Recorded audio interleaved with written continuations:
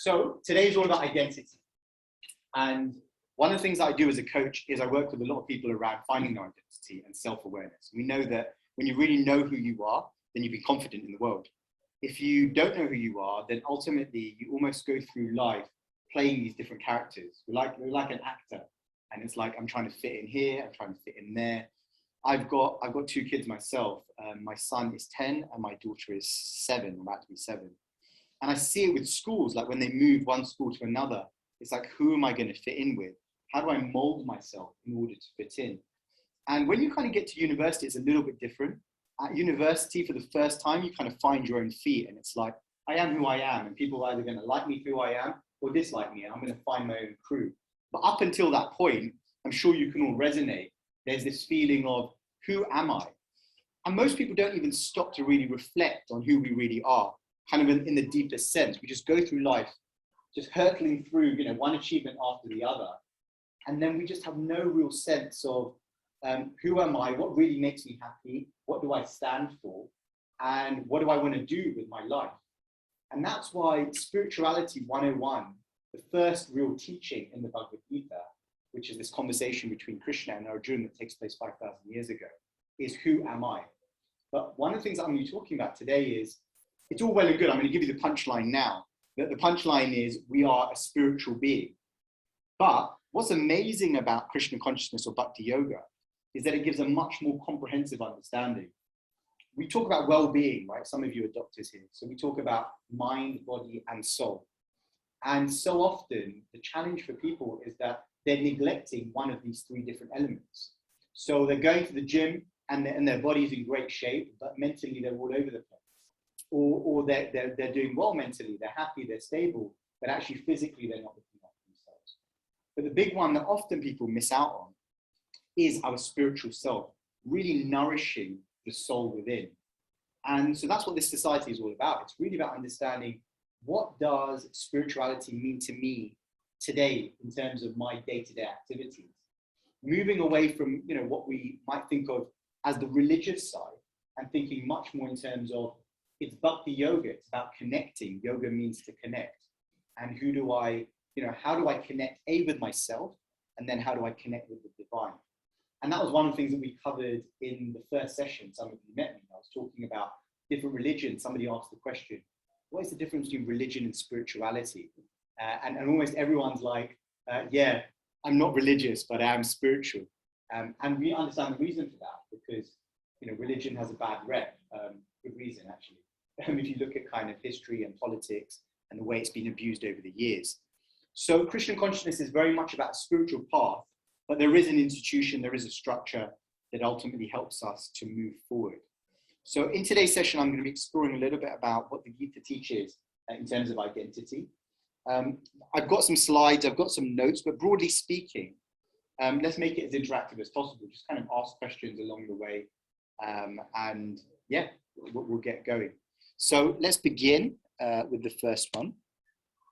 So this model here is interesting. This is the BMI model. So B standing for beyond the body. The I is kind of identity in terms of understanding what makes me me. The M is my body and what makes me me. And then I is about identity, being comfortable in what you believe. So it's interesting, when we are practicing any kind of spirituality, in one sense, we're going against the grain. Like, I don't know whether any of you felt this today. Like, I don't know what day are we? We're Tuesday, right? So it's like if someone asks you, what are you doing today? It's like, I'm going to Christian consciousness. What was that? And I was very much like that. Believe it or not, when I was at university, I was quite a cool kid. It's massively deteriorated since then. But when I first got to KC, I was the guy on campus. Well, there's this term for it I recently learned, right? It's big name on campus. Beano. I was that guy, right? Like, I was like, dun, dun, dun, dun, dun, dun, dun. And then all of a sudden I was like, oh, like, I want to be spiritual now. And so I'm not hitting the clubs anymore. I'm not hitting the bars anymore. And I'm suddenly aligning myself to these principles that previously were massively alien to me. And that was really hard for people to understand, not least my girlfriend, who was like, what the heck has happened to you? You've gone to this society program and you come back. She was in Cardiff, and I was in London. And so literally, I mean, we spoke on the phone, but literally I went up to Cardiff one time and I was like, yeah, so these are my kind of list of things I don't do now. And she's like, what? Don't worry, it's a happy ending. I did end up marrying her. We now have 2 kids. So it all worked out in the end. But yeah, at that particular point, it was a real shock. And then I went to the other extreme of kind of being that guy, taking on to Christian consciousness. I did this sabbatical program where I lived as a monk for a year. And then I decided I want to continue on with my legal studies. So during the LPC, the legal practice course, I decided, no one told me to do this. I decided every single day I was going to go in full devotional clothing.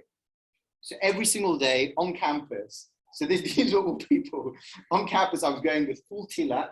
So tilak is like the markings you might have seen on people's foreheads, full robes. Had a long seeker because I just finished my time in the monastery. And literally I was sitting there, you can imagine, like I was trying to connect to people. And yeah, like everyone was just like, who is this guy? Like he's a complete alien, essentially. And what I found was, and I went through this, it was a really interesting evolution in terms of my own spiritual life, because for a moment, that identity was who I was, right? Like the whole shebang, it was really important for me to do that. And then, so the first term I realized that when I would talk to people about Christian consciousness, about bhakti yoga, there was just a wall because all they were seeing was the tilak and the robes and they were just not into it. So I remember speaking to one of my mentors. I was like, I don't know what to do here. Like I'm going in, I feel like I'm being authentic, I'm being me, but it's raising these huge barriers. So after the next term, funnily enough, I went in like this, like completely normal. So no tilak, no devotional clothing, but yeah, obviously believed the exact same thing. And it was unbelievable. People suddenly started like connecting with me. And it just showed that it really got me thinking about identity. What do I identify with? And it's really important that we don't identify with the external, but we do identify with who we really are within as eternal spiritual beings and our own spiritual journey as we go along. So yeah, that was a bit of a sidestep. Didn't intend to tell that story, but I don't intend to tell a lot of things I'm about to say today. But essentially, we want you to be comfortable with who you are, ultimately. We want to understand your mind, and then ultimately we want to go beyond the body and really think about what lies within. So the idea is that we are spirit souls that is eternal, but there are 3 layers to our being. So there's a gross layer, a subtle layer, and a spiritual layer. So if you literally think about identity in that way, you think about 3 different layers: mind, body, and soul. So the spiritual layer is often, the analogy often given is like a computer. So you've got the hardware, right? You've got the software, and then you've got the user. So the user is who we are. It's like you go inside a vehicle, the driver, but then it's just the vehicle. So this body is just a temporary body. It's not that it's not important. It's just that isn't who we really are in terms of our deepest self. Who we really are is the spiritual being within. Actually, a lot of the world's problems would go away if we started identifying with each other with a spiritual consciousness. Because if you think about how many problems, how many isms there are, right? So sexism, racism, ageism, like the list goes on. If I think about protected characteristics under the Equality Act, it's literally every possible thing that you can think of, but it's based on the body. And it's causing so much conflict, so much hardship. If you think about what's happening with kind of Instagram and, you know, influencers feeling actually really insecure and basing their self-worth based on the number of likes they're getting, or really basing on the externals. So what Bhakti Yoga teaches is to go beyond that, really go beyond the external that we know is going to change, we know it's going to deteriorate, and really understand who we are at the core of our personality. And then one layer above that, the subtle body, understanding our mind, understanding our intelligence and our false ego, the thing that makes us identify with this body in the first place. So Krishna explains all of this in the Gita, but what I'm going to do is just explain a couple of kind of principles about how do we think about ourselves beyond this body. So the first question I want to ask you is this: how much do you think you are worth? How much do you think you are worth? Okay. Now, some of you are immediately going to say, I'm priceless, because my mummy says I'm priceless. Okay, I'm sure you are. But if I was to ask you to put a monetary figure on how much you think you are worth, what kind of factors would you put in? Would you put in the clothes you're wearing? Would you put in kind of, okay, if I was to get insured, you know, how much would it, you know, how much would that be? Would you be thinking like, okay, if there was a hitman paid to take me out, like, you know, what would be like the cost on my head? Would you be thinking about your crypto at the moment and how that's doing? Maybe you don't have crypto, sorry. It's a very sore subject for me. It comes up in almost every talk I give, given I sold very, very low. Anyway, let's not talk about it and put back high. So, all right, let's talk about you. So, how much do you think you're worth? Okay, what would you say? Go on. I want to put on figures, but I would put education. Okay, I want a figure. How much you? Yeah, calculate what 45,000 times 6. That's a lot. Yeah. You better see this through. Yeah. Almost there. I hope you're eating healthy. Yeah. Are you doing maths? Okay, you're just at Imperial, so you're smart. Okay, got it. Okay, so roughly 500K. Yeah.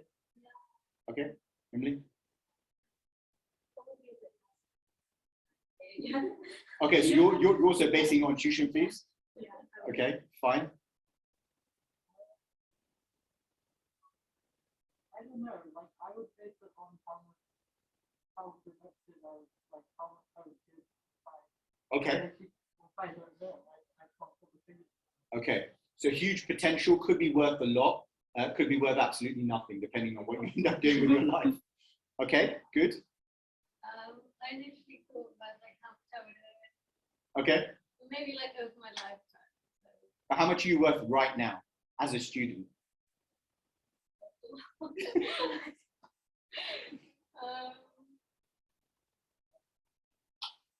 50K. 50. Okay, fine. It's a really difficult question, I know. Just like. Yeah, I'm insured, so maybe the insurance amounts like is around 500K. You're insured yourself? Yeah. Okay, nice. Yeah. Whole body or a particular part of your body? I'm like whole body, and I also have like medical insurance. Like Okay. all kinds of insurance. Okay. Kind of like that. Okay, because we're going to come on to that, because famously Jennifer Lopez had her arse insured, just the arse. And there was talk. Anyway, I will digress, and my mind will go somewhere it shouldn't go. So let's move on. I would have said the same. Okay. Maybe tuition.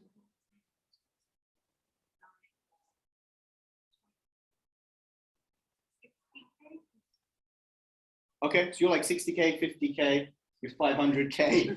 I'm gonna go 500K as well. Okay, on what basis?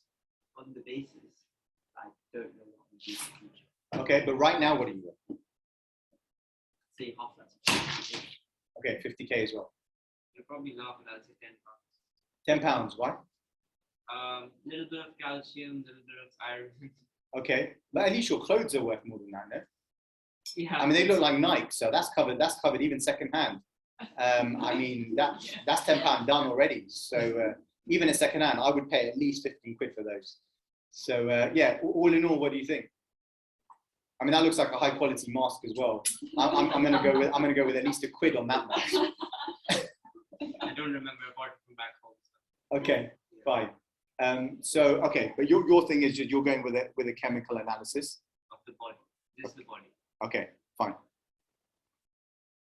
Depends how much my organs will go for the black market. Yeah, organs, exactly. Is there a black market for your organs? Yeah, I mean, if you want money for it, yeah. You look like definitely with the haircut, that's got to be worth something as well. I don't know. I think the thing is Yeah. my potential. Yeah. I think I am worth. Yeah. Yeah. Okay, good, nice. I was gonna go down the map. If we're thinking right now, Yeah. potential isn't really, Yeah. maybe like, isn't it like, Okay. Yeah. Let's have a look. People online, anything you want to share? They've gone. Yeah, I'd say, Oh. yeah, I'd say 100K. 100K. Nice. Nice. And sister? Yeah. What did my sister say? She said you're worth a lot more than her. I was about to say the same for her. Oh, so sweet. Now I've got to tell you she didn't actually say that. Oh wow, nice one. No, like okay, so if she said like 60, I would go like 55. What, 1,000 or pounds? Oh no, 55 like K. 55K? Yeah. Okay, no, she said £10. She's what? Okay, I think you're messing with me now. I No, don't no, know. that's what she said. Seriously? I said £2.50. £2.50, she said. Oh my days. Okay. Yeah, okay. Okay. So yeah, let's move on. How much are you worth? Yeah, you are all right. People really lack a lot of self-worth. And the thing is, what is the real value? So some of you have cottoned on. It is of course linked to our body. Chemical value 64p, in fact. So you massively overestimated at £10. And so did you at £2.50. 64p is what they say our kind of chemicals are worth if you could extract them. I mean, there's not generally a market for dead bodies. I don't know if you've noticed. So therefore, our real value comes from the spirit soul within that body, the spirit soul that illuminates that body, the life, and of course, the mind, the intelligence, and all the rest that goes with it. But I think that we have to move away from really understanding ourselves as just chemicals. We are so much more than that. And that's what our real worth is. So who am I? Who am I really? This is what I want to explore with you all today. So if I just want a quick volunteer. Who's going to be a volunteer for me? All at once. Go on. Go on, mate. So go on. So just introduce yourself in terms of like, if I was to say, I want to know who you are. What would you say there? Okay, so name. Yeah.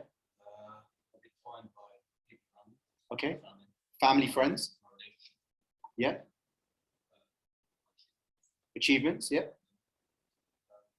skills, Skills, passions, interests. Yeah.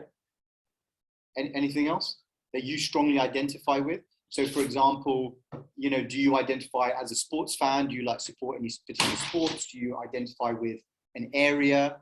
Do you identify with your ethnicity?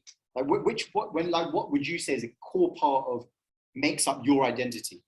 That's a weird question because I don't know about everyone else, but I really feel a certain sense of nationality since Yeah. my parents aren't from Yeah. where I am. Yeah. I don't know whether I identify with British. Yeah. Asian, yeah, exactly, yeah. It's a weird question. Okay. Okay, so that's not a core part of you. So when England were playing in the Euro final, okay, didn't care at all. And when the national anthem goes, like there's not any part of your hand that kind of just drifts towards your heart. God save us. No. No. It's much more family. Okay. Okay, good. Okay, so for you, family is a core part of your identity. What about your are you doing medicine as well? I'll graduate. I did chemical engineering. Okay, so would you say that is a part of your identity, or there's not really a core part of who you are? No, because I switched. So I switched from chemist to something else. Yeah. So I probably identify with something else. So Interesting. Okay, perfect. Good. All right. Over here, what would you say? What would I think probably my family as well. Family. Quite a big part of it, like, I was similar, my parents were religious, I was born here. Before I lived in India for a while, but I was too young to remember it. Yeah.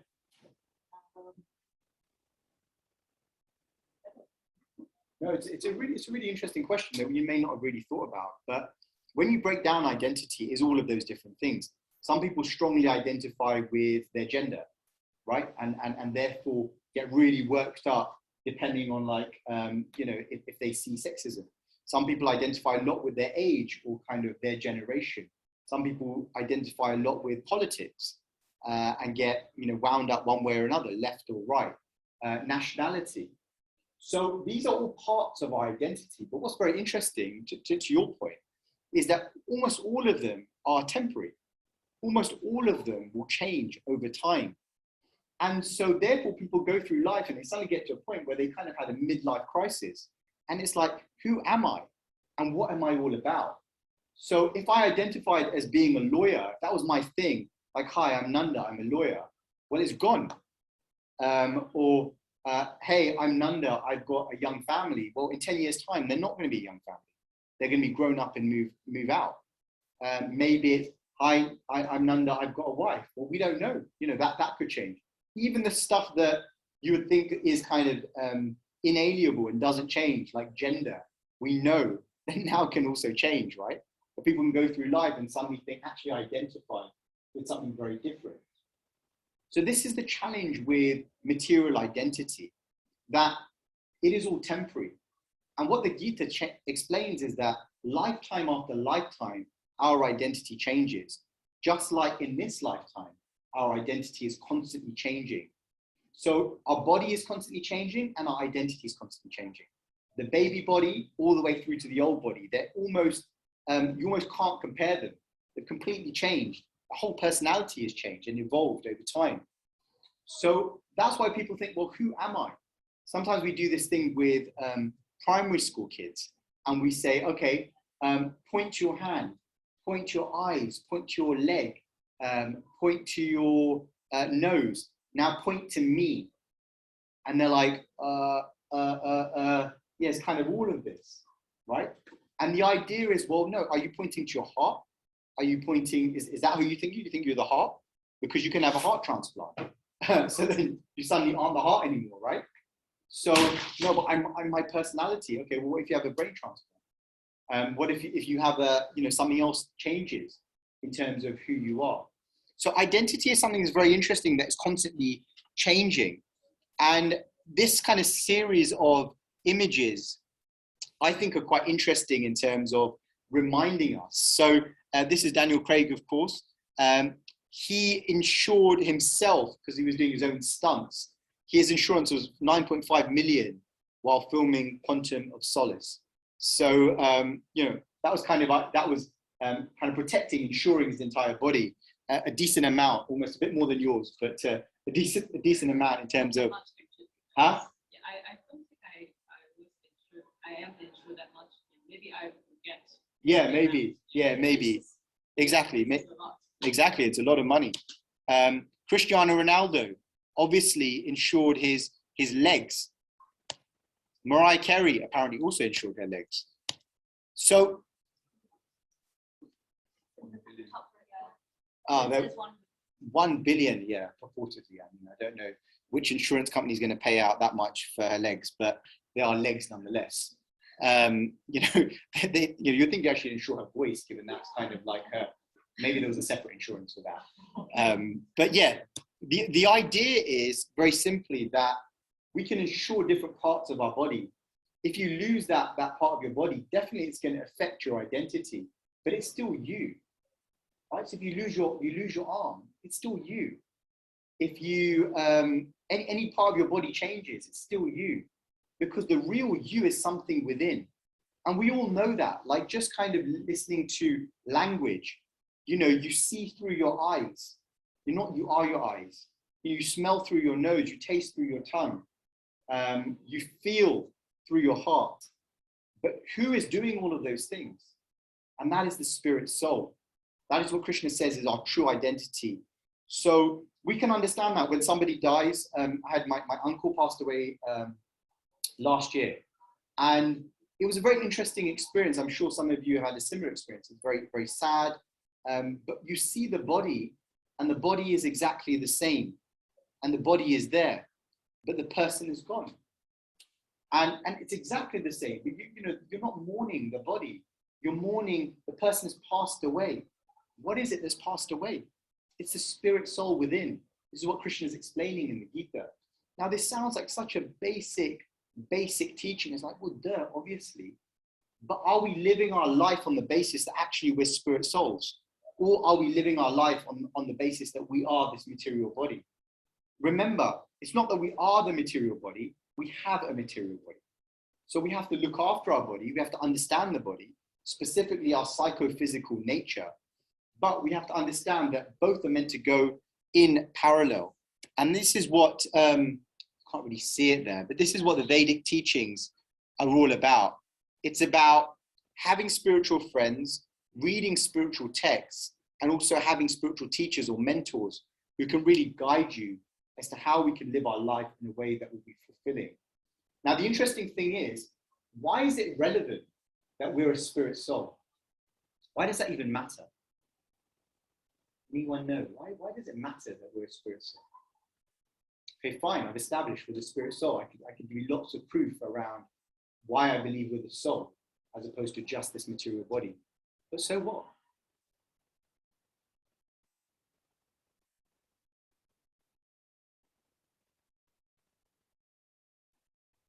What do we think? People on Zoom, you're also welcome to answer the question. The question was, why does it matter? Why is it relevant that I'm a spirit soul?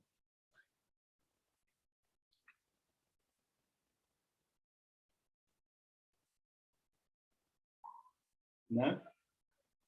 No idea? Decide how we are going to live.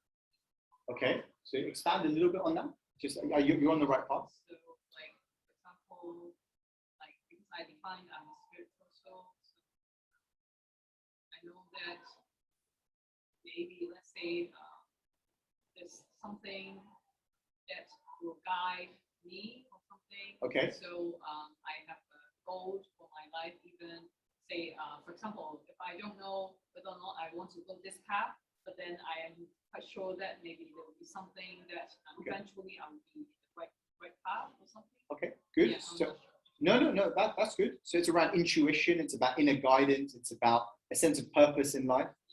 Okay, good. What else? What do we think, Ruby? I mean, I guess kind of that it governs the actions you do in this life, because you realize that it has to do with that. Mhm. Okay. What purpose does it give you? I mean, I suppose if you know that always Yeah. you realize that. Okay, so you've got a spiritual life and a material life. Okay. Anybody else? What do we think?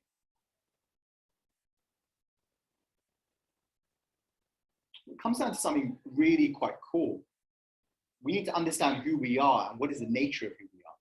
So the Bhagavad Gita explains that we're eternal, we're full of knowledge, and we're full of bliss.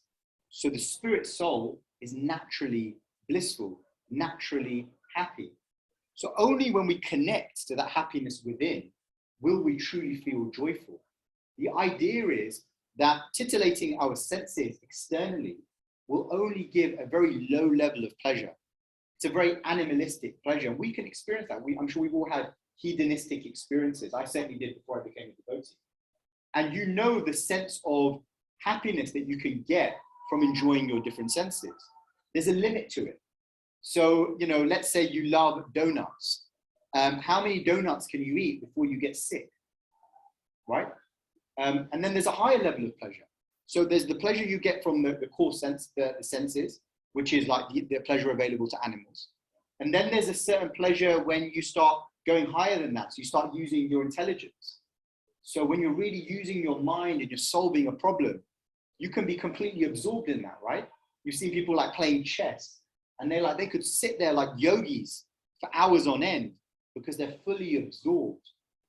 So what Krishna is explaining is, actually, by understanding that we're the spirit soul, we have an opportunity to connect to who we really are and access the deepest type of pleasure, the spiritual pleasure. That is not easy to attain, it's not cheap, but when you do attain it, it's an experience that transcends anything else that you can experience in this world. And I can say that with confidence because I've been doing this now since the age of 19. I'm 38 now. So it's a long time I've been doing it. And if I wasn't getting spiritual pleasure along the way, I wouldn't be doing it. So what happens is with a lot of people, why is it that so many celebrities who have achieved everything end up completely depressed and miserable? How many celebrities do you know that commit suicide, feeling completely unfulfilled with their life? It's because they've achieved everything materially and they continue to feel frustrated. Because money does bring you happiness, but only up to a certain level. After a certain level, once you're earning over like, I think it's like 80K, it's like it's really not going to make that much difference in terms of the extra money you earn. Then it's like when you're a super high flyer, and then you know you can get your own jet, and even then, like I know people that are living that life, and they will tell you there is not a huge amount of pleasure to be had, because once you've tried everything once, you're then looking for something deeper. So then what people do is they look to philanthropy, and they're like, okay, I need to move towards being more selfless. I need to give. And why does that give pleasure? Because the nature of the soul is to serve, not to serve ourselves, but to serve others. And therefore being selfless and serving others is the key to happiness. But doing it when you connect to the divine, when you connect to the Lord, then it accesses a whole new level of pleasure. And that's what Bhakti Yoga is all about. So why is it relevant? It's not just a philosophical thing. Ultimately, we're in the business of happiness. We're all looking for happiness. Ultimately, everything we do is driven by this desire for rasa, this desire for pleasure, this desire to taste something higher. And in Bhakti Yoga or Krishna consciousness, they often speak about this principle of getting the higher taste. So you experience something that is not possible to experience on the mundane material level. And I'm not saying there's not serious pleasure to be had in the material world just through our senses. But Krishna explains that the type of pleasure is temporary. It comes and it goes. The second issue with it is the pleasure normally comes with an element of pain. There's duality. So you experience a little bit of happiness and very quickly there's going to be some pain that goes with that. So let's say I buy a new car, just ordered myself a new car, a new electric car, comes in January. So there's going to be some pleasure when that car comes in. But how long is that going to last? Like me driving around is going to make me feel good for probably about 2 days. And then the pain and suffering is going to come with it. i.e. I'm going to be worried someone's going to scratch my car, someone's going to nick the hubcaps again, which has happened with previous cars. So that's the nature of material happiness. But when you start using that car in service, then it becomes a different experience. Then it's like, okay, I'm driving a nice car, but I'm using it to serve others. And then whatever happens, I understand that it's temporary, it's going to be there for some time. But the type of pleasure that you're going to get by pleasing others is not going to last. Does anyone have any questions or comments on that?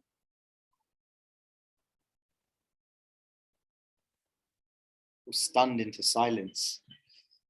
Anyone on Zoom have anything they want to share? I'm going to take that as a no. Okay. You can all hear me, right? This is like, I feel like this is like a virtual session. I'm like, am I on mute or something? Hello, this isn't TV, I'm a real person. I've come all the way from Northwest London to be here. I get what you mean, because I've done the same thing. Buy a new thing. Yeah. Yeah. Yeah, exactly. Exactly. And it's like that with so many different experiences. It's kind of chewing the chewed is one description that's given in the Vedic scriptures. It's like you've tried it, it was all right, but you're going to keep trying to chew it in order to achieve it. But you get the same dry taste. You've tried like a chewing gum. You just keep chewing and chewing, it just gets drier and drier and drier. It's kind of what happens with material enjoyment. And eventually you get frustrated with material enjoyment. It's like, I want to try something different. But the beauty of Christian consciousness is that it doesn't say give up the material. The beauty of Christian consciousness is do both. So you can be rich, you can have a nice car, you can live your best life, but at the same time have spiritual principles that underpin them. Because if you don't have those spiritual principles, you'll end up like those celebrities where you'll achieve something that ultimately lead to dissatisfaction. And that's what I find with so many of my clients. So many of my clients are high achievers, high level executives, but they're miserable. And so when I'm coaching them, I'm really trying to get to the core of why are you unhappy? Literally just last week, I was talking to someone. I couldn't believe it. It was my first session with her. And she is, yeah, I mean, obviously I'll protect her identity, but she is a serious high flyer. She's in the Biden administration. And like an amazing CV, like Ivy League all the way through. And I was talking to her, and like in our first session, she broke down. She started telling me about her kind of eating disorders. She started telling me about kind of insecurity in relation to her partner. And I was just like, wow, like this is just, but I shouldn't have been wow. I shouldn't be shocking, because people put on the facade, right? We have these smiling faces, but crying hearts. And so we must really understand who we are in order to go deeper. So this is a verse from the Bhagavad Gita. That's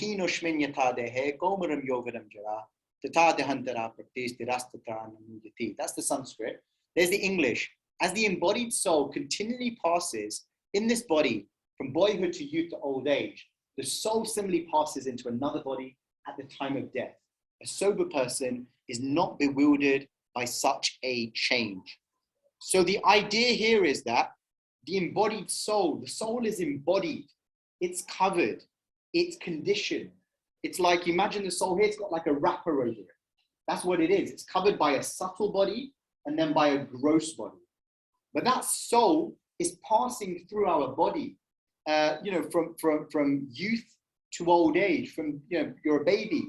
Your body's constantly changing. Every 7 years, your body is changing. But the soul remains exactly the same.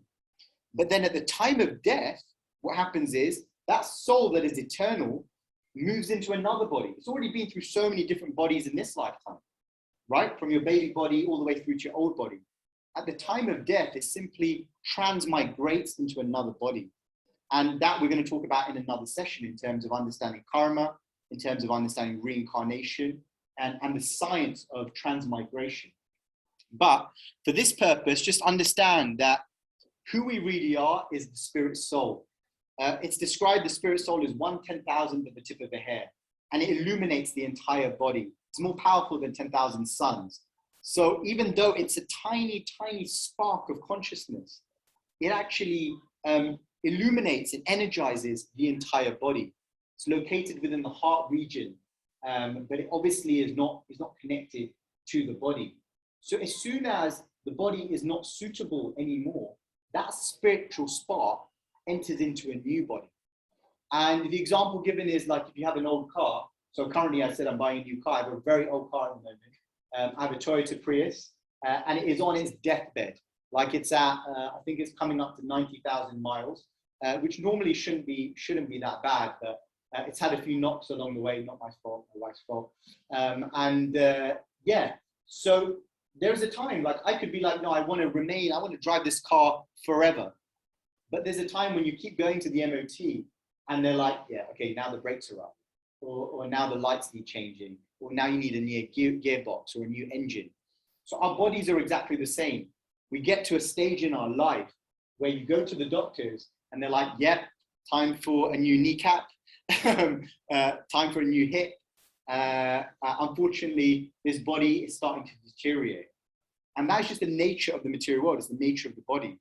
So you can imagine that if your whole paradigm is I'm the body, then you'll become very depressed very quickly.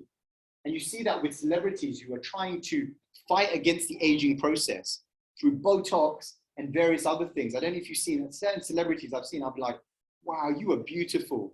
And after doing all that Botox, like you've just completely mashed your face up. And it's just so unfortunate that you weren't able to grow old gracefully. Of course, the reason they weren't able to grow old gracefully is because particularly society, and particularly for women, just makes it so difficult for women. Like the amount of pressure. George Clooney is allowed to get old and he's considered like a white fox with his white hair, and it's all good, the lines coming in. It's like, oh yeah, he looks even better.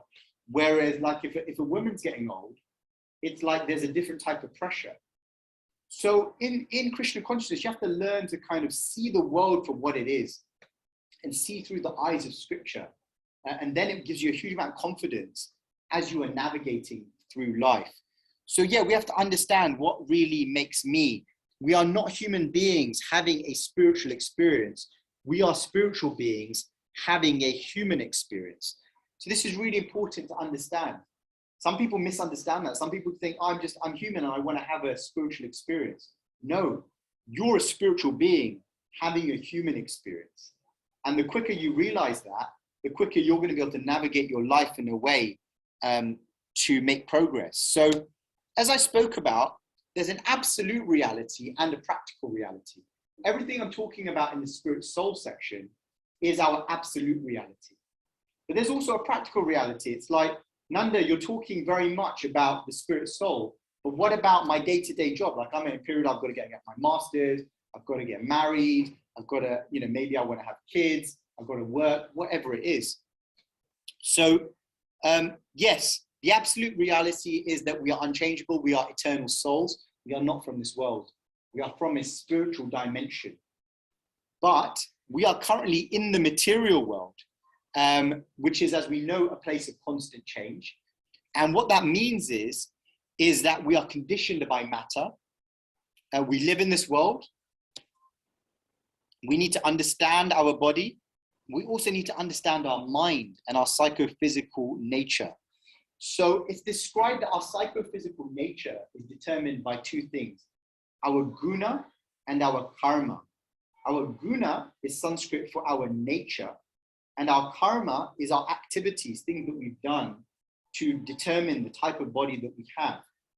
And it's really important to know what your psychophysical nature is in terms of finding your purpose. If you don't know who you really are, it's going to be very difficult to navigate this world.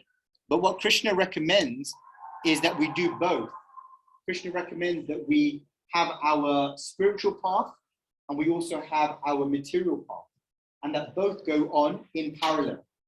So this might be one concern for some of you. You might think, oh, like I'm coming to this spiritual thing, but can I still go on and get a first-class degree? Yes. In fact, you should get a first-class degree because you should be the best at what you do. But that doesn't define you. That's not who you are. It's just another achievement, another accolade. At the time of death, you're not going to be able to take any of those accolades with you. So those accolades are a really nice analogy that my spiritual teacher gave, was that all of those accolades are like zeros in the bank account. But they're all worthless unless you have the one in front of it. So you imagine your bank account has got lots and lots and lots of zeros, but until you add the one at the beginning, it's all worthless. And that one is your spiritual life. That one is connecting to the divine, to the source. And when you then start connecting all of your achievements to the divine, then everything becomes spiritualized. And you can live your best life, make spiritual progress and material progress at the same time. Any questions? No? Okay, so everyone needs different treatment for different conditions. The idea here is that we all have specific conditioning, and we've got to understand our nature. So anyone know who this particular guy is? You recognize that face? Yes, yeah, good one. Yeah, it's a bit of it's a cartoon, quite hard to make out. That is indeed Warren Buffett. So why is that there? Very interesting about Warren Buffett. From the age of 7, he knew that he was interested in investing. And so his parents really nurtured that. They nurtured that nature. And of course, the rest is history, right? Whereas other people's parents nurture something else because they think they know you best, but they're clouded by what they're almost kind of living vicariously through you. So, many of you here are from an Asian background. So we know lawyer, doctor, engineering, medicine. If you do one of those things, you're successful in life. If you don't do one of those things, you become a life coach. You get questions like, what? What are you doing with your life? So I was exactly the same. It's around when I was making this journey, I didn't know what I wanted to do. So I was like, well, I'm pretty smart. I've got straight A's. I could do anything I want. I could do medicine if I want to do medicine. Most of my cousins are medics. They look like they're working really long hours, not really feeling it. And also I want to do something different. Then I was like, should I do dentistry? I was like, no, I don't want to look inside people's mouths. And then I was like, accountants. Well, my parents are accountants. I looked really dull. And then I think I probably like watched like some series and I was like, oh yeah, like I could be a lawyer. So I was like, sure, so I'll be a lawyer. And so like literally from day one, it was very clear that I shouldn't have been a lawyer because I was like, I'm not enjoying this. But nonetheless, I went on, I got a good degree. I got offered a training contract at a top city firm. So I was like, well, I've got the training contract now, I better continue. And then I was like, okay, well, now I've done the training contract, I should probably work because, you know, I've done that. So it was like after 12 years of doing this and then thinking like, well, who am I really? Like I knew I was a spirit soul, but what about my psychophysical nature? When am I really going to thrive? So purpose is really important. And in Christian consciousness, we do also, we look at that. We look at psychometric testing. You've heard of DISC, you've heard of different personality profiling. So I think some of you are coming to the retreat on Saturday. You said you're coming to the retreat, you're coming to the retreat. Anyone else coming to the retreat on Saturday? Quite a few of you, amazing. Oh, good. Well, if you haven't signed up, there probably still is time. Please do come. There's going to be a session there as well. You'll see me again as well. Unfortunately, that's probably a reason not to sign up, but it's going to be a really, really fun time. But yeah, one of the sessions there is going to be around understanding personality and really understanding the mind. So one thing you can do is ask people who know you, but also people who have your best interests at heart. So, you know, your parents may know you and they have your best interests at heart, but are they the best people to advise you? You know, they may be very cautious. Like when I told my parents I'm going to quit law, my mum was like, but you're like 1 year away from becoming a partner. And I was like, yeah, I'm going to quit law. And she was like, but you're mad. Like, what are you doing with your life? Like, you know, you've got a mortgage to pay, you've got a young family. So sometimes you have to also have a lot of self-awareness yourself and have that sense of conviction and also surround yourself with people that are advising you accordingly. Because otherwise, they're always going to be naysayers. There are always going to be people that doubt you and doubt what you are trying to achieve in life. So the Vedic system, I won't go into this in detail, but we can cover this another time just because of time. There's a whole Varnashram system. So it explains about different Varnas, different natures. So are you someone who is a teacher? Are you someone who's a business person? Are you someone who is like a politician, administrator? Are you someone who likes kind of, you know, manual labor? Are you someone who likes like art and expressing yourselves through drama? So there are different varnas that are explained. And sometimes this is misunderstood. People see this as the caste system. It's not the caste system, it's the Varnashram system. It's about understanding that we have a particular nature and that we should all work in harmony according to our nature. But we can come on to that in questions if you have any. So as I said, there's different modern personality tests like DISC. You can do these, you can do 16 personalities. There are many, many different ones that you can do for free, just to kind of get a sense of who you are. I have no idea what this slide is meant to represent, and I can't really see. It looks like lemons. Maybe it's like when life gives you lemons. It's like one of those things. I don't know. I don't think I even... oh, okay. It's about being comfortable with who you are in public. Okay. Why is that slide being comfortable with who you are in public? Anyway, I guess it's saying if you are a lemon, be proud to be a lemon. Oh, it's a different lemon. Okay, I got it. Grapefruit. Okay, fine. So yes, well, we already touched on this. The idea is that, yeah, you don't need to be Superman. I really know what's going on with these slides. Man of Steel. Oh, split personality. Wow. Oh, there is some thought process behind the slides. So, yeah, split. It's just on there anyway. You can see it. It's split personality. The idea is Clark Kent and then Superman, right? So Clark Kent kind of like very, you know, very reserved and not really willing to show his real potential. And sometimes we think that as well. Like with spiritual life, it's like, I'm just a little bit ashamed. I don't really know what to do. I've never really been a lot like that. You can probably gather from that story that I told you earlier. But even then, when I was in law and I was in the city, like there was a certain amount of pressure, like as a vegetarian, as someone who didn't drink alcohol, and I would go to meetings and people would be like, why are you not drinking? And I had to really be confident to say why I wasn't drinking. And they would kind of be quite dismissive. Like, oh, it's a religious thing, is it? I was like, no, it's a bit more than that, actually. Like, it's not just because my grandmother's told me this. It's because I genuinely don't want to cloud my consciousness because I'm trying to live a more evolved life. They're like, ooh. It's like, so yeah, you know, when you are, you know, learning all these things, you know, take it on. You know, don't be ashamed, because this is really powerful knowledge, and actually gives you the tools to navigate life in a wonderful way. So the real question is, how do we balance our spiritual journey with our other worldly relationships? Well, we can talk about that in questions.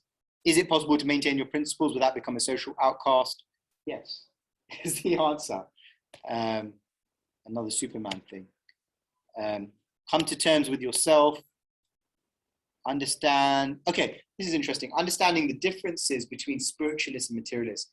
I've kind of touched on this theme already, but you are going against the grain when you start practicing spiritual life, especially if you start practicing it in a serious way. Like, there's lots of people that are like, I'm spiritual, and then you're like, okay, what does that mean for you? And it's like, well, you know, it just means whatever I want it to mean. And I'm like, okay, that's fine, but what does it mean? And there's no real principles behind that. So, you know, genuinely speaking, if you want to be spiritual, you can understand why you want to reduce your intoxication, because taking intoxicants clearly are going to cloud your consciousness. If you want to be spiritual, clearly you want to develop a certain level of compassion. So therefore it makes sense to try and imbibe as much as possible a plant-based diet, or at least a vegetarian diet, because it's around trying to develop compassion for all living entities. If you want to be spiritual, you don't want to be someone who has a gambling addiction. You want to be someone who's honest and has integrity.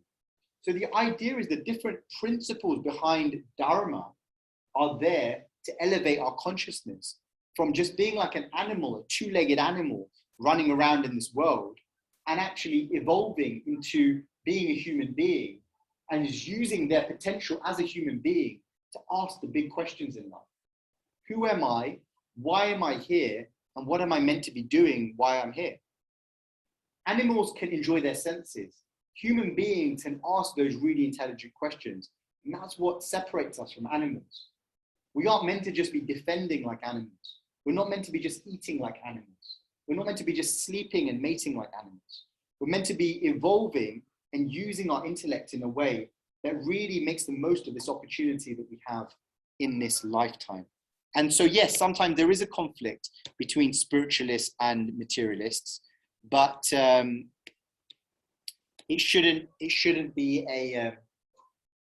they shouldn't be two different worlds. They can be harmonized. Okay, I'm done talking. You guys didn't do a lot of talking. So please do some talking now. Please throw some questions at me. How are we doing for the lunch? Sorry, the dinner. So if people would like to ask questions, Yeah, amazing. Okay, perfect. All right, over to you. Do you have any questions? Any questions?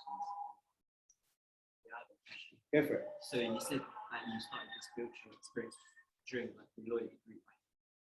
So did you find the time where, you know, you're sort of more focused on your degree than spiritual journey, does that make sense? Like, yeah, there was a time where like the idea of absolute and practical reality only focused on practical reality versus absolute reality. Yeah.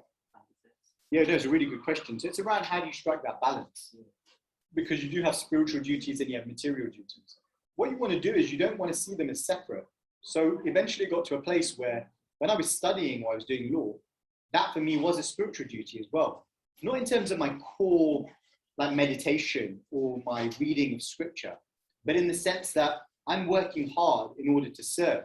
So as a lawyer, I'm working so that I get a certain amount of result, and I'm going to use that result to serve others, whether that's monetary gain, whether that's using my skills, whether that's making a tangible difference in the world.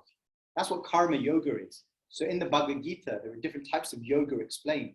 And karma yoga is basically making your work as worship. And so that's the way you actually bring the two together and it doesn't become a conflict. But yeah, there are definitely different times. So it's not like, you know, when I had kids, for example, and they were waking up at every 1 hour, I can't say that my meditation practice in the morning was at its best.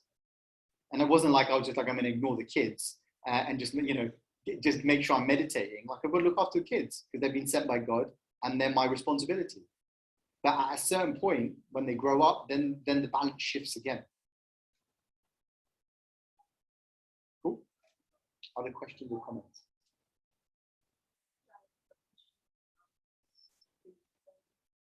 Especially for the others, because I know that I'm normal, but then there's others in the world that say murderers, or some people they can't feel empathize, or they can't feel whatever like the other same as others. So it makes them antisocial, or like they have other characteristics. Yeah. So is that like then how to explain why are they having this kind of life in the world? Like it's kind of a question for me sometimes. Yeah, no, it's a really good question. And when next week, we're going to cover a lot about karma. So if you can come next week, please do come next week. And we're going to be really getting into how does karma work? How are people conditioned? Because we talk about conditioning, right? Why are people conditioned the way that they are? Why are some people naturally, like they're born into a particular family or they have a particular nature? Why is that? Sometimes, like they're the black sheep of the family, like everyone else is a particular way. They've all had the same upbringing, but their nature is completely different. So I think when we cover karma next week, that will answer your question more. But essentially, it's just a different type of conditioning that they have in this lifetime. And it's because of activities they've done in a previous lifetime that either makes them more sensitive or less sensitive to certain things. Some people are natural empaths. Like I know people that, when they see refugees and what's happening with refugees at the moment, trying to get into Poland, they'll see those news stories and they will cry their eyes out because they feel so connected. Well, they're very deeply evolved and compassionate. I consider myself a compassionate person, but I don't feel that. So it's a different nature. It doesn't mean one person is wrong or right, but clearly, as you say, like murder is another thing. Certain activities that we do desensitize us. Like imagine when people go to war and they're used to just shooting people, right? And so then they start seeing people as objects. So one of the principles is when you eat a lot of meat and you're used to seeing animal cruelty and slaughter, sometimes that can actually impact your consciousness as well, in terms of the way that you interact with others, and it can lead to war. Not always, because obviously you can have people that eat meat and are more compassionate than vegetarians. A great example is Adolf Hitler. Adolf Hitler was a vegetarian. No, exactly. But his reasoning for being vegetarian wasn't compassion for animals. He just considered himself, he considered himself the Aryan race and felt himself better. So yeah, we've got to look a little bit deeper as to what is the driver behind people's behavior. Then it's based on the assumption that people have previous life. Then so is that so? Would that be like new soul coming up, and then they have a like clean white paper? No, it's not a new soul. Yes, it's the same soul, different bodies. So that's what we'll talk about in karma. But the idea is that there is no clean white paper, because the soul has always evolved, has always been eternally existing. It's never born and never died. So at a certain point, the soul has entered into the material world because of a desire to enjoy in this place separately from God. And at that point, it's become entangled in different ways. And lifetime after lifetime, that's known as the samsara, the repeated cycle of birth and death.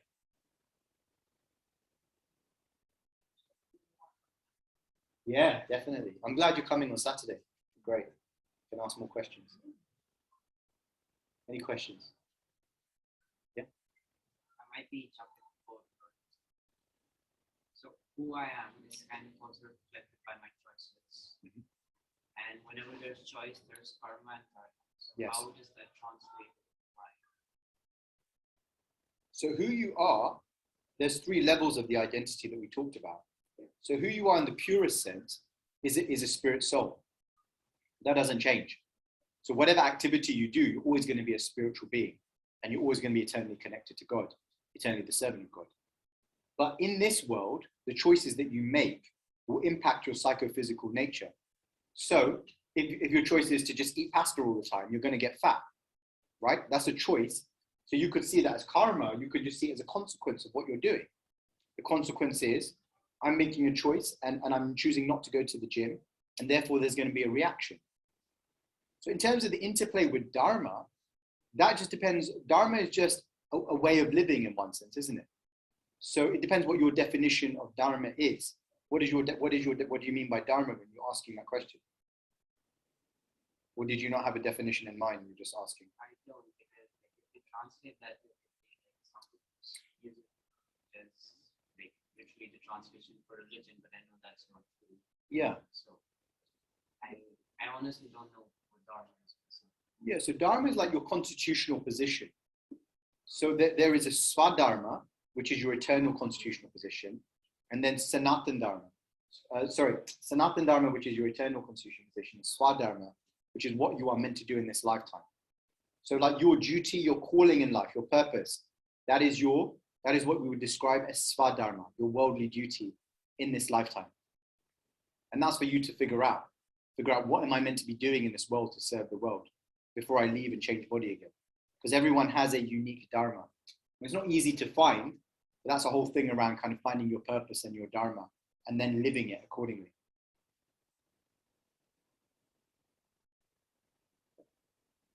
I guess my question is, how, when you said like finding your own purpose, how Yeah. do you go about So one of the things was on that slide there, in terms of asking people who know you well. Another thing is kind of just being very self-reflective and really thinking about, I think I mentioned it in the first session I did, around the Ikigai model. And I talked about, that's a Japanese model around your reason for being. So the idea is, what am I good at? What do I enjoy? What can I use to serve others? And ultimately, how can I maintain myself? Like, what will make money? When you tick all of those boxes, that's when you find your purpose. But purpose is a journey. You have to work towards it. It's not an easy thing. It's not like you wake up, you're like, okay, that's my purpose. You know, I knew that for me, you know, some form of coaching and training was more aligned to my nature. Is it definitely my purpose in life? I don't know. Like, a purpose has to be something that is really going to make a meaningful difference in the world. But until I figure that out, I'll keep doing what I'm doing, because it's definitely more aligned with what I'm doing now. Because how do I know? Because I feel more enlivened doing it than when I was, you know, in court.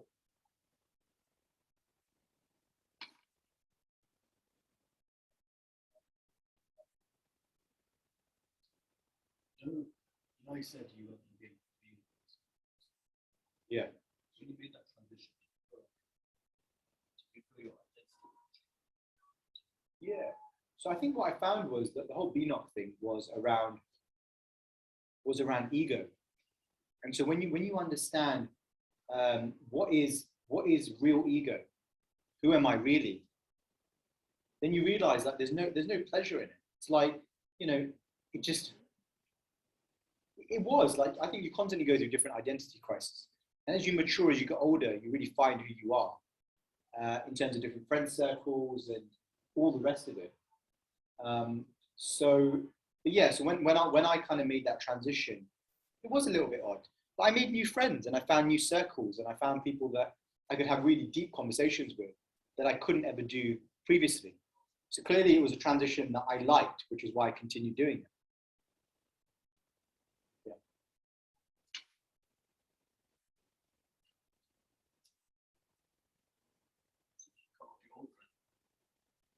Yeah, you know what? I think like with my old friends, some of them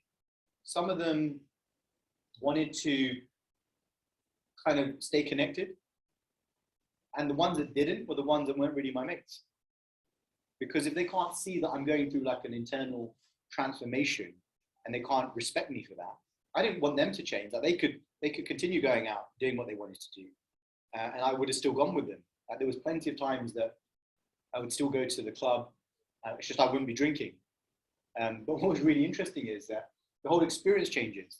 Because like when you're teetotal, have you ever been to a club, you've been completely teetotal, but it's like you start seeing the world in a very different way. And it's like, wow, okay, there's a lot going on here, and I don't really like what's going on here. You know, whether that's exploitation of women, whether that's, you know, just being an arse and just kind of, you know, being, you know, the ego-driven thing. So yeah, that's what happened a couple of times. I remember when I first transitioned, I would say to people, they'll say, why are you not drinking? Going back to how honest I was, or not honest in that particular case, I would say to people, oh, I'm not drinking because I'm on some medication. Or I might say, oh, I'm not drinking because I am going to be driving, like a parked somewhere else. And then eventually they just got it. Like, okay, no, he's not drinking because he doesn't want to drink. Like there's no other reason for it. And having the confidence to say that. Yeah. I feel like I'm going to the same thing. Yeah. Because I'm just kind of Yeah. and it's really hard to get this right. Mm. So it's hard to keep Yeah. Yeah. Yeah. And they kind of, and they're kind of like, they probably think, oh, you think you're better than us now, you know, and you're doing, there's all these kind of weird insecurities that come out. And it's like, no, I don't think I'm better than you. Like, I'm just living my life the way I want to live my life. But the truth is that they will get to a point where, you know, you won't want to cut them out, but you will naturally drift because you're not interested in the same activities. Yeah, and that's unfortunate. But you know, you then reconnect to a different circle, right? But it can be difficult in that kind of limbo land when you haven't quite connected fully with someone else, and especially for friends when they can't understand what's going on. Like my own girlfriend, she was like, "What was going on with you?" Literally, I'm like, all of a sudden, I'm like following these principles. So I did the same thing you did. I just bring my car over the same drive. yeah, bring a car. Yeah, exactly.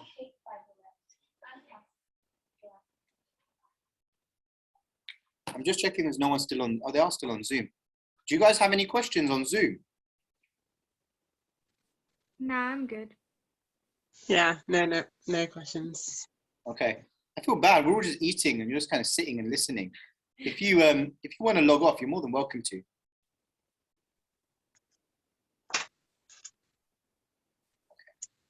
Okay. Just throwing that out there. Okay. Yeah. And if there's any other questions, just fire away. Doesn't have to be questions. It could be comments, any reflections. You know, how did you find the session? What are your kind of key takeaways from the session?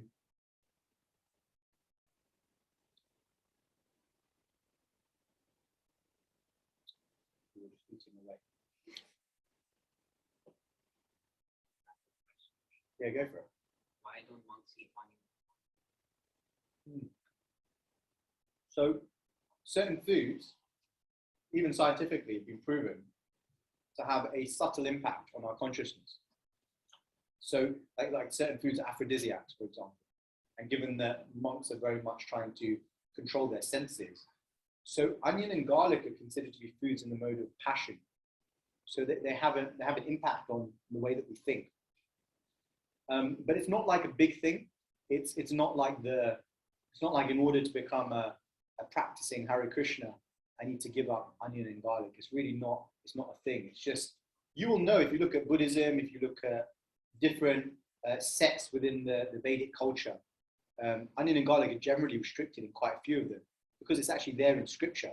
They're said to be something that's not conducive for our spiritual life. If you have it, it's not going to stop you from meditating. But as you become more and more advanced, you try and refine your choices to things that are going to be more conducive for your spiritual progress. So so therefore I don't eat onion and garlic. I wouldn't consider myself a monk, but anyone who's practicing tries to avoid it. But it's really like, you've got to see it as like a scale of things, right? Like onion and garlic, literally, like not even. It's like on the basement level. Like it's not even on the ground floor. So I wouldn't even. I mean, you've asked the question, so I've answered it, but I don't even raise it as a thing because there are so many more things that we can do to make advancement in our spiritual life. I mean, like this, but people are like, oh, I don't eat onion and garlic, but I do, I do all this other like crazy stuff. And it's like, well, the crazy stuff's the stuff that's going to mess you up, not the onion and garlic.